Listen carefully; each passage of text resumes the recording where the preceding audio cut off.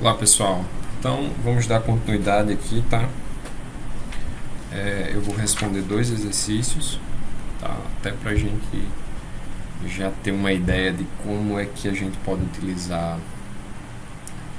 aquela expressão da primeira lei da termodinâmica na prática, tá? Então vamos aqui, a questão 1 ela diz assim, ó, analise as trocas de calor nos seguintes casos, tá? Então, faltou um i aqui, viu? Tá? Nos seguintes casos. Então, é o seguinte. Uma expansão gasosa isotérmica. Então, vamos lembrar aqui da primeira lei da termodinâmica, tá? Então, aqui temos aqui a primeira lei da termodinâmica. Termodinâmica.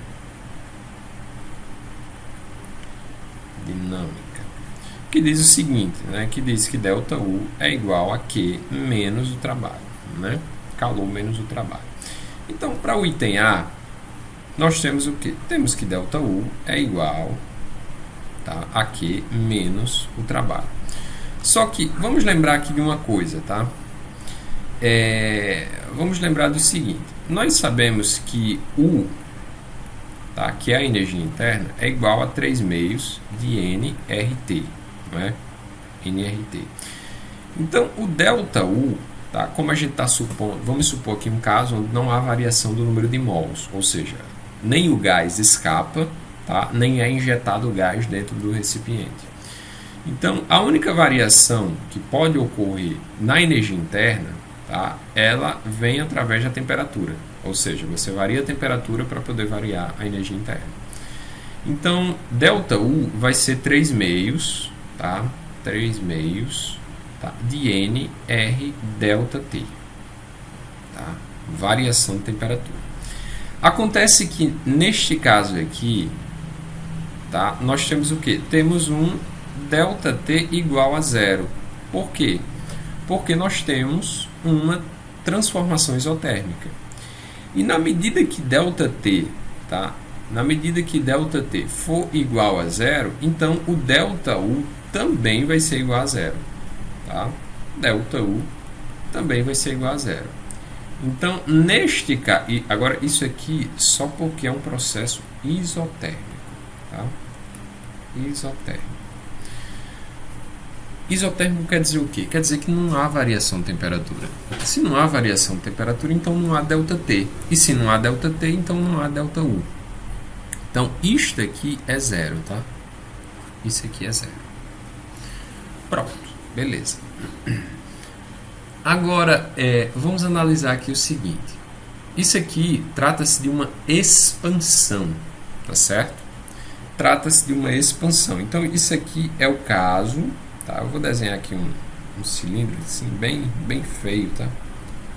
Só para a gente ter uma ideia. Então, imagine aqui que isso aqui seja o êmbolo, tá? Que é o êmbolo. E aqui esse êmbolo ele está subindo, tá? Está subindo porque é uma expansão. Então vamos colocar aqui que esse êmbolo ele se desloca para cima, tá? E temos aqui a força do gás aqui embaixo. Pronto. Se o êmbolo se desloca para cima porque é uma expansão, tá? E a força do gás aponta para cima, então você percebe que neste caso aqui, tá? O trabalho do gás ele vai ser positivo. Concorda? Pois é, então este número aqui, tá? Este número aqui, ele é positivo, viu? Isso aqui é positivo, tá bom? Positivo. Então, ó, vamos lá. Esse sinal de menos aqui é só um sinal de menos que existe, tá? Eu estou me referindo somente a isso aqui, ao valor do trabalho. Ele vai ser positivo. Então, nós podemos muito bem, ó, reescrever isso aqui da seguinte maneira. Tá, vamos lá. Então, isso aqui vai ficar como? Vai ficar zero, né? Porque a variação de energia interna é zero, igual a Q menos o trabalho. Então, eu posso passar o trabalho para o outro lado, né? Então, vai ficar trabalho igual a Q. Ou seja, entenda só, o sinal disso aqui é positivo. Nós acabamos de fazer a avaliação, tá? É positivo. Só que isso aqui só é Se isso aqui for positivo, então ele tem que ser igual a algo que seja positivo. Então o calor é positivo também. Tá certo? Ou seja, nessa análise aqui, tá? Esse gás, ele deve estar ganhando calor. Tá? É necessário que ele esteja ganhando calor para poder ele expandir. Então ele ganha calor positivo, tá? E esse calor, e todo esse calor que ele ganha, tá? Ele realiza trabalho, empurrando esse êmbolo para cima. De maneira que ele não guarda nenhuma energia desse calor que ele recebe. Nenhuma energia ele guarda. Viu?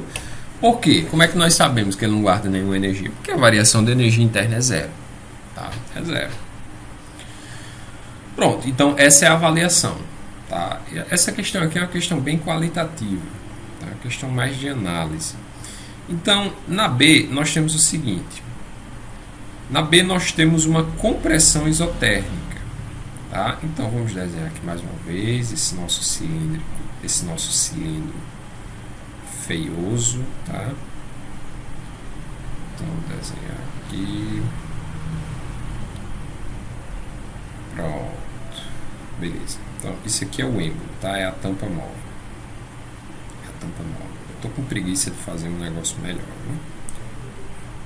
Então vamos lá. Então isso aqui vai ficar o seguinte.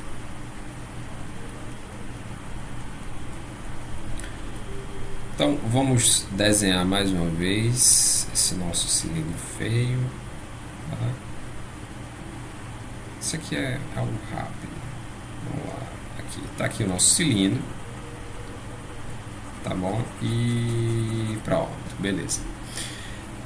Aqui é uma compressão isotérmica. Mais uma vez, nós temos aqui um processo isotérmico. Processo isotérmico, quanto vale o ΔT? Vale zero. Isso implica que o quê? Que o ΔU é igual a zero. Tá? Implica que o ΔU é igual a zero.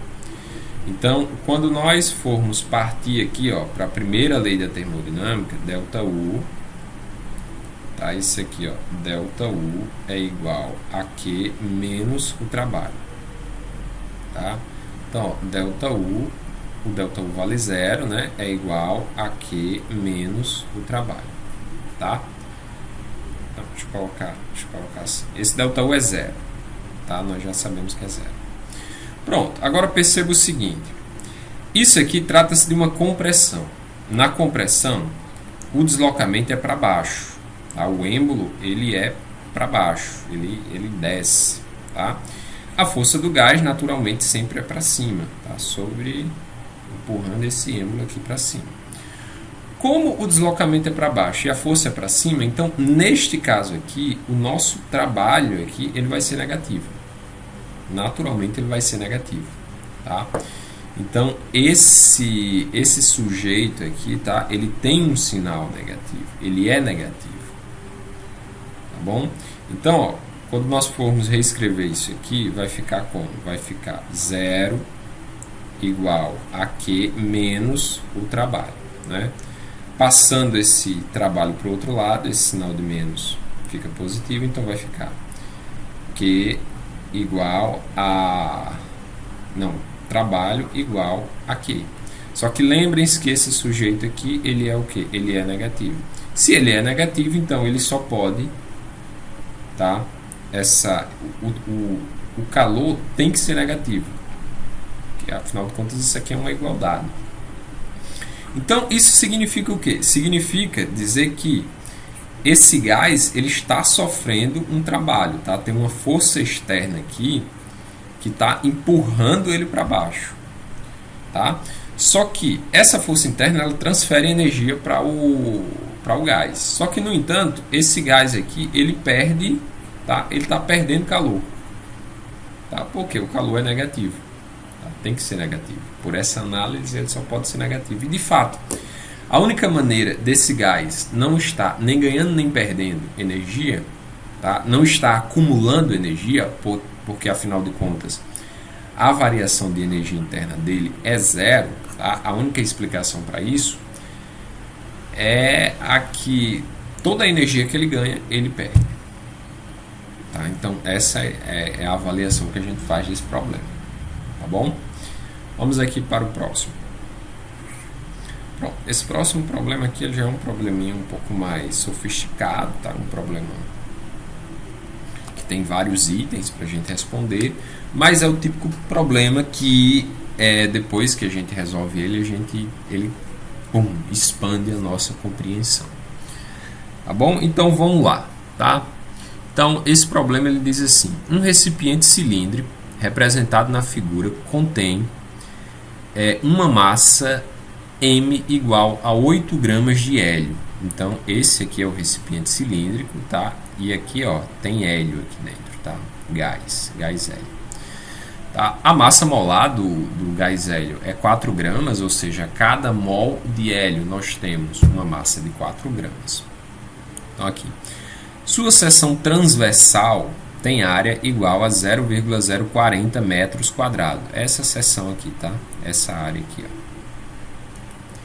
Tá bom? No início, o êmbolo E, que é essa tampa, encontra-se em equilíbrio a uma altura H igual a 0,83 metros, tá? Do fundo do recipiente, esta altura aqui. O peso do êmbolo mais a carga existente, a carga é esse monte aqui, é igual a P igual a 800 newtons. Fornecendo-se ao gás uma quantidade de calor igual a 300 calorias, tá? Então aqui é fornecida a este gás uma quantidade de calor de 300 K, tá? 300 cal. Pronto. O êmbolo se desloca muito lentamente, processo quase estático, até atingir a nova posição de equilíbrio, tá? Isso através de uma transformação gasosa a uma altura H', tá? H', tá? Não é H', tá? Soa H com essa linhazinha aqui, que é a nova altura, tá? Em relação ao fundo, tá? Ou seja, ele ganha esse calor, tá? O que acontece? Essas partículas elas passam a se agitar mais intensamente, tá? E existe uma tendência em aumentar a temperatura do gás. Só que esse êmbolo aqui ele tá solto, né? Apesar de ter um peso em cima, mas ele pode se mover. Então esse gás ele acaba se expandindo, tá? Isobaricamente, é uma pressão constante. Então esse êmbolo ele sobe até uma altura cujo valor é esse valor aqui, tá? H', ou seja, isso aí é a nova altura. Então despreze o atrito do êmbolo, considere a pressão atmosférica como sendo 1 vezes 10 a quinta newton por metros quadrados, tá? E uma caloria igual a 1,19 joules. Então aqui, calcule a pressão do gás. Vamos lá. Calcular a pressão do gás. Obviamente, tanto faz se a pressão no início ou no final, porque trata-se de um processo isotérmico, né? Não, isobárico, onde a pressão ela se mantém constante. Só que aqui, pessoal, eu quero que vocês notem uma coisa, tá? Eu vou desenhar o êmbolo aqui, só para ficar mais fácil da gente... Tá? Ficar mais fácil da gente entender. Então, aqui está o êmbolo, pessoal. Tá? Isso aqui é o êmbolo, tá? É a tampa do gás. É a tampa dele. Pronto.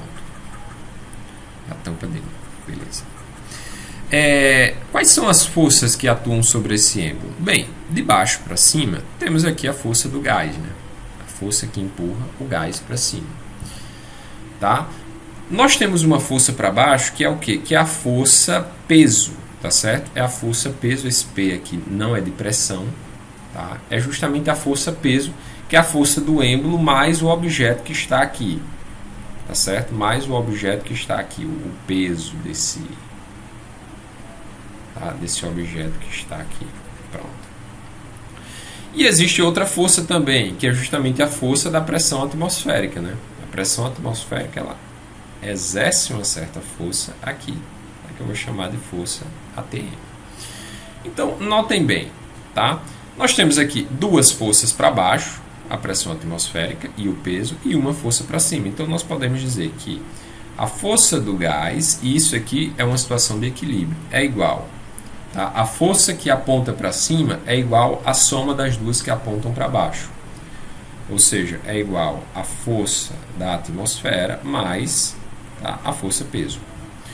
Se nós dividirmos essa expressão aqui pela área, tá, pela área do êmbolo, isso aqui vai ficar o seguinte. Força do gás sobre a área, isso aqui vai dar a pressão do gás. Tá? Isso aqui vai dar a pressão do gás, que vai ser igual à pressão atmosférica, que é a força atmosférica, dividido pela área, dá igual à pressão atmosférica. Tá? Mais, tá? Isso aqui é a força peso dividido pela área. Tá? Isso aqui a gente vai ter que calcular. Pronto, então vamos lá. Então nós queremos saber quanto vale isso aqui, né? Isso aqui é o item A que a gente está fazendo. Eu vou trazer para cá, tá? Aqui, ó. Então temos aqui pressão do gás vai ser igual a pressão atmosférica. Quanto é que vale a pressão atmosférica? Ele deu aqui, ó, vale 1 vezes 10 elevado à quinta.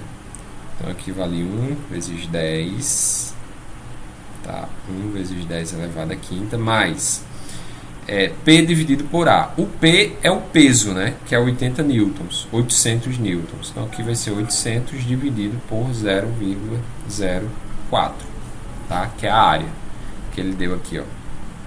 É 0,040. Você pode colocar 0,04, é a mesma coisa, tá bom? Pronto. Então isso aqui vai dar o seguinte, tá? Esse P gás vai ser igual a 1 vezes 10 elevado à quinta é 100 mil, viu?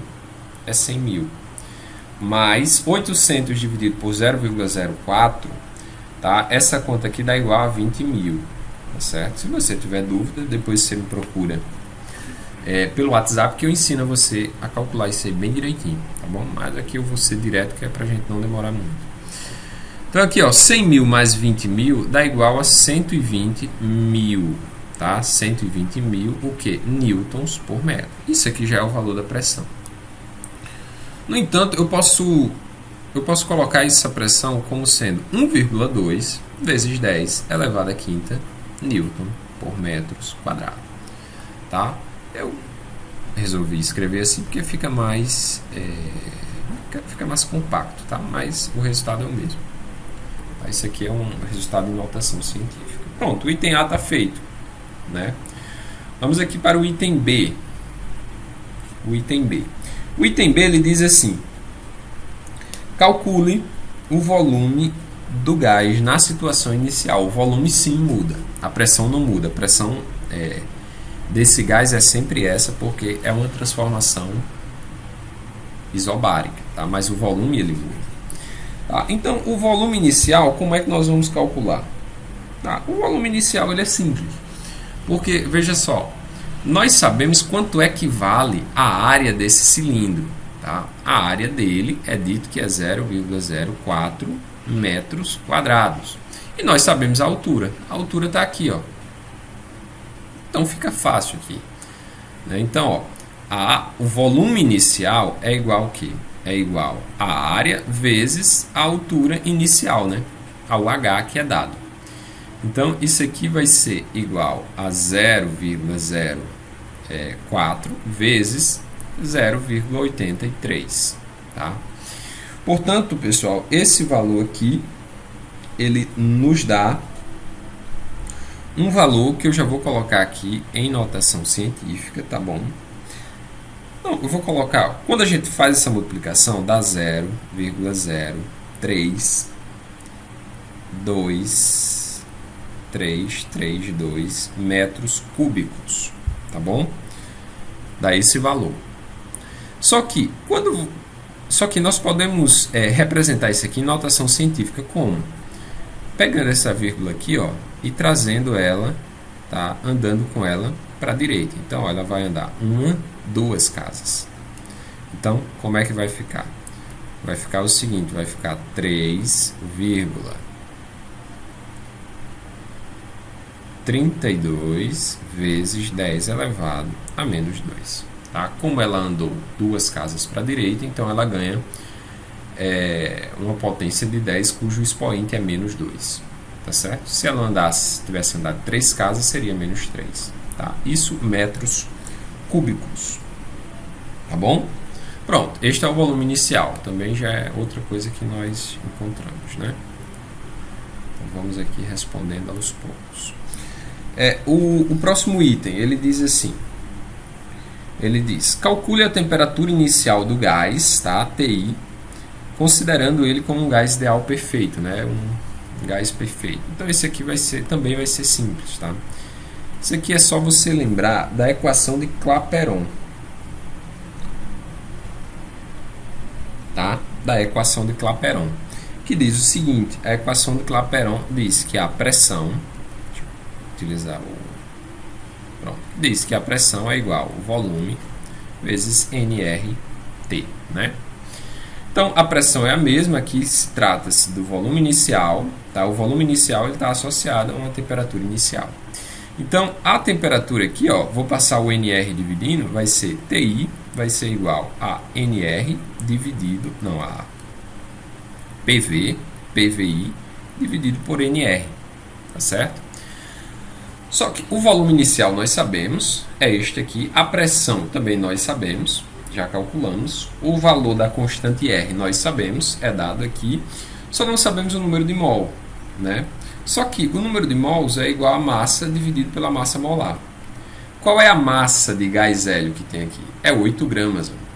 Tá aqui, ó, 8 gramas, tá? Dividido pela massa molar. A massa molar é 4 gramas por mol. Portanto, ó, isso aqui vai dar igual a 2 mols de gás hélio. Então, isso aqui vai dar 1,2 vezes 10 elevado à quinta, tá? Vezes 3,32 vezes 10 elevado a menos 2, tá? E tudo isso aqui dividido por 2, que é o valor do número n, vezes, tá? Vezes 8,3. 8,3. Pronto, quando nós fizermos todas essas contas aí, tá, pessoal? Quando a gente calcular isso aí, nós vamos encontrar um valor igual a 240 kelvins, tá bom? Eu já fiz essas contas, tá? Se você tiver alguma dificuldade, por favor, entre em contato comigo pelo WhatsApp, viu? Que eu explico bem direitinho como foi que a gente multiplicou e dividiu. Mas não tem bronca, tá? É só multiplicar os dois números de cima, multiplicar os dois números de baixo e depois dividir um pelo outro. Ponto. Tá bem? Então pronto, vamos seguir, né? A próxima questão, o item C, tá? Deixa eu só deslocar isso aqui para cima. Deixa eu deslocar, opa. Pronto. O item C, ele diz o seguinte, tá?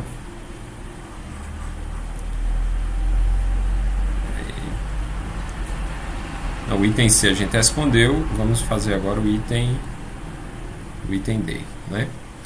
O item D, ele diz assim, sabendo que a temperatura do gás na situação final é igual a 270, calcule a variação de energia interna.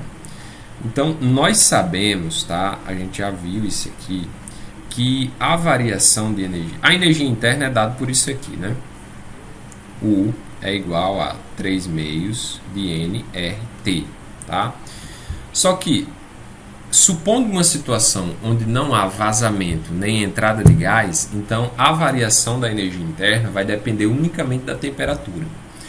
Então, ΔU vai ser igual a 3 meios de nR ΔT, tá? ΔT. Beleza. Então, a variação da energia interna vai ser igual a 3 meios de nR. Esse ΔT é o TF menos o TI. Tá? Então, vamos lá. TF, ele está nos dizendo aqui que é igual a 270. O TI a gente calculou e o número de mols a gente calculou aqui também, ó, 2 mols. Então, esse aqui vai ser igual a quanto? Vamos lá. Isso aqui vai ser igual a 3 meios vezes N, N vale 2, vezes R, R vale 8,3, vezes a variação de temperatura, TF, que é 270, menos TI, que é 240. Isso aqui vai dar igual a quanto? Ó, vejam que esse 2, ó, pode cancelar com esse 2, tá? Então, isso aqui vai ser, se nós pegarmos aqui, ó, 3 vezes 8,3, isso aqui vai dar 24,9 vezes 270 menos 240, isso aqui dá 30, né? Aí, ó, 24,9 vezes 30, quando a gente faz essas contas aqui, isso aqui dá igual a 747 joules, tá? Tá bom? Faça essa conta aí para você conferir, tá bom? Então, o ΔU, tá? O nosso ΔU aqui, tá? É igual a 747 joules. Tá ok, pessoal? Pronto. Resolvemos aqui mais um item. Então, o próximo item é o item E, que diz assim: calcule o trabalho realizado pelo gás. Tá? Bem, se você assistiu o último vídeo, eu falei para vocês que... eu ensinei a vocês como é que se calcula o trabalho de um processo que ocorre a pressão constante, né? Que é esse caso aqui, né?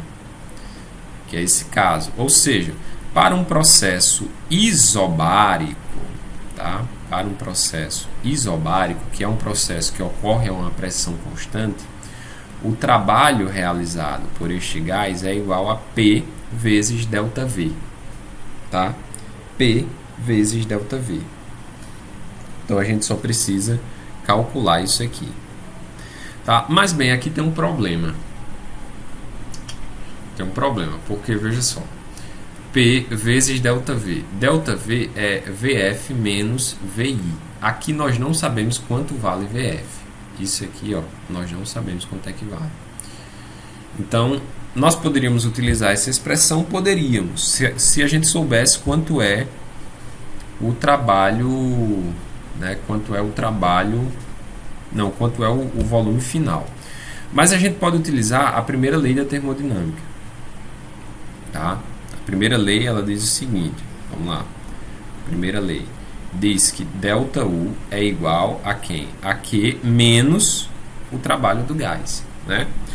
Como ele está querendo o trabalho, então o trabalho vai ser igual ao quê?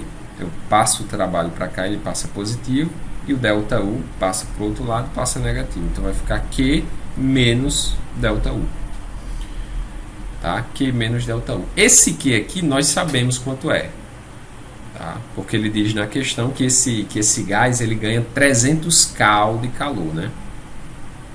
Ele ganha aqui, ó, o Q é igual a 300 Cal na forma de calor. Tá bom? Só que é o seguinte, o nosso ΔU ele está em joules, né? Então a gente tem que transformar esse Cal aqui para joules. Só que nós sabemos do seguinte, nós sabemos que 1 Cal é igual a 4,19 joules. Isso aqui é dado no enunciado.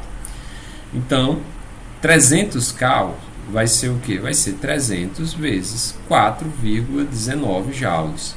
Então, isso aqui vai resultar em 1.257 joules. Tá bom? Isso é o que? É o calor. Só que nós sabemos quanto vale o calor e sabemos quanto é que vale, tá, a variação de energia interna. Então, o trabalho fica fácil. O calor vale 1.257 joules, né? Menos a variação de energia interna, que é 747. Então, isso aqui, pessoal, vai dar um trabalho igual a 510 joules. 510 joules. Tá? E assim nós calculamos o trabalho realizado por este gás. Tá? Vejam que esse trabalho deu positivo, né? É coerente isso? Sim, porque esse gás ele está empurrando o êmbolo para cima.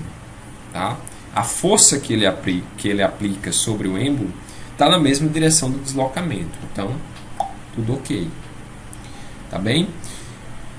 Pois bem, então, acho que tem mais coisas. Deixa eu ver aqui, o próximo item diz assim: calcule o volume final do gás e o deslocamento, tá? E o deslocamento D, né? Ele quer saber o volume final. Bem, lembre-se que esse processo é um processo isobárico, né? É um processo isobárico, tá certo? Então, o item F, né? A, B, C, D, E, F. Isso, é o item F. F. Então, lembre-se que esse processo é um processo isobárico. Então, ó, vejam só uma coisa. Nós temos que PV é igual a nRT, né?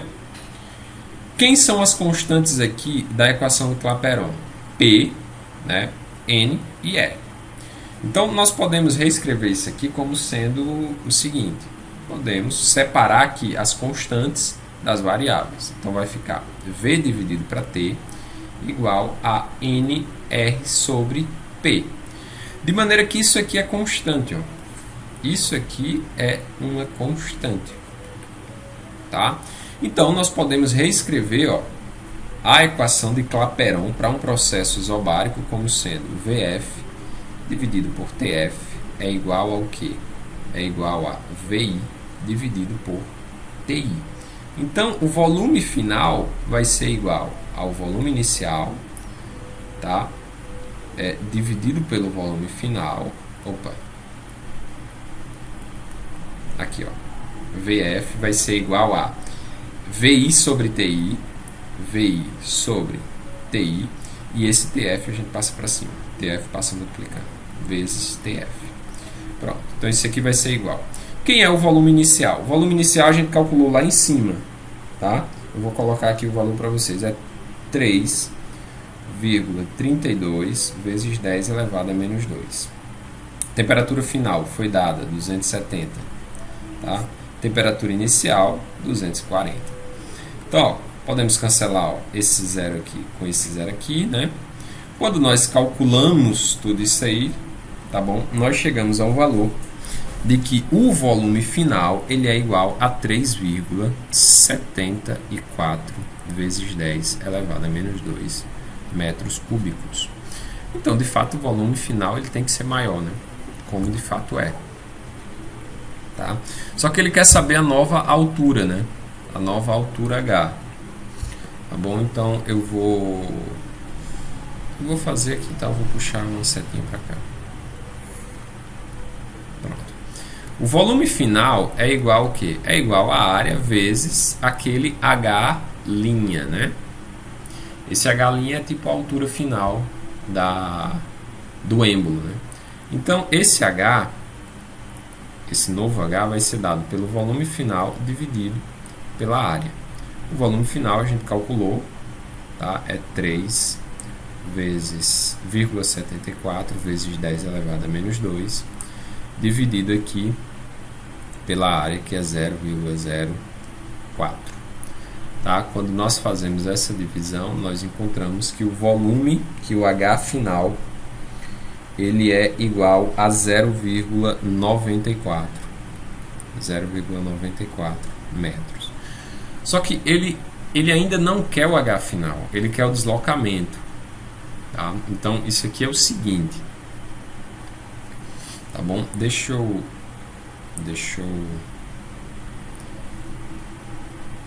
não, vou fazer aqui mesmo, tá? Vou fazer aqui mesmo, vou fazer apertadinho. Então, isso aqui é o seguinte. Aqui está o cilindro. Tá? Aqui está o cilindro, pronto. O êmbolo, inicialmente, ele está aqui, ó. Tá? Ele está aqui. Que altura é essa? Esta altura aqui é 0,83, tá? Só que o êmbolo ele acaba subindo, então ele vem para cá, ó. Aí, qual é essa nova altura? Essa nova altura aqui a gente calculou é 0,94, tá? 0,94. Ele quer o deslocamento. O deslocamento é isso aqui, ó. Tá? O deslocamento é de onde ele saiu até onde ele chegou. Então, isso aqui é o deslocamento. O deslocamento, no final das contas, é o quanto o H varia, né? Então, isso aqui vai ser o seguinte. O deslocamento, tá? Vou colocar aqui apertadinho. Vai ser igual a H' menos H. Então, D é igual a 0,94 menos 0,83. Então, esse D ele dá igual a 0,11 metros. Então, isto aqui, tá, é o valor do deslocamento. Tá? É o valor do deslocamento. Pronto. Tá? O volume final a gente encontrou aqui, né? Pronto, beleza. Respondemos, né? Vamos ver a última coisa que ele pede. A última coisa que ele pede que nós calculemos é represente, tá, a transformação gasosa num diagrama PV. Tá? Então, essa representação, pessoal,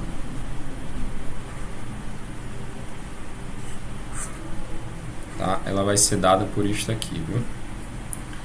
Veja só, diagrama PV. ABCD é FG. Item G. Então, o diagrama PV, tá? Nós temos aqui no eixo vertical o eixo das pressões. Tá? Então, aqui é a pressão que vai estar em Newton por metros quadrados. Tá? E aqui é o volume que vai estar em metros cúbicos. Pronto, então ele sai de um volume inicial que é igual a 3,32 vezes 10 elevado a menos 2, até um volume final que é igual a 3,70. Quanto é o volume final? Ah, tá aqui, 74, o volume final, 3,74. 74 vezes 10 elevado a menos 2. Tá? E a pressão, tá, de todo o processo, tá, é uma pressão de 1,2 vezes 10 elevado à quinta. Tá bom? Então, todo o processo ele ocorre aqui, ó. Deixa eu pegar um vermelho. Tá? Ele ocorre aqui, ó, a uma pressão constante. Então, ele ocorre desse ponto até este ponto aqui. Tá? Pronto, é dado por esta reta aqui. Certo? Deixa eu só colocar esse ponto aqui em cima da reta. Pronto, tá aí, pessoal. Isso aqui, tá? Isso aqui é a nossa representação gráfica da nossa transformação desse processo, tá bom? Que é uma transformação isobárica. Pessoal, então é isso. Esse vídeo aqui ficou um pouquinho extenso, tá? Mas com paciência você consegue entender tudo isso aqui, tá? É só uma coisa que eu sempre falo, é que vocês copiem, vocês refaçam isso. Que o ato de copiar ajuda na assimilação, ajuda você a entender. Tá bom? Então é isso, pessoal. Fiquem com Deus e até a próxima. Tchau!